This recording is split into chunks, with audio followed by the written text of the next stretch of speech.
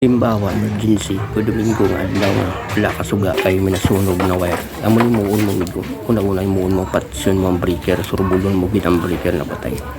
Pag napatay mo na ang breaker, kahit nakutikutihon mo ni wire ni wala na kuryente, miski baliktaron mo pa na tapos amo ni nabasa o kinikit dani ka daga.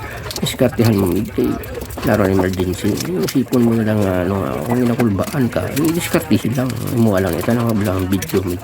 Grabe din ka paning kinakit ng tsako. Doon mo lang sa nga hindi siya magdikit nga dalawa wire. Tanawag lang video na ito para na video na para sa mga ng kulabla kabalo bala nga magkayo-kayo lang mo. Pero delikado ni sa pero surbulon mo gid ang breaker mo para hindi ka makuryente. Tawag la. Amo nang inihimo ko sa balay kung bawa lang mag-short circuit ang akon nga mga wire.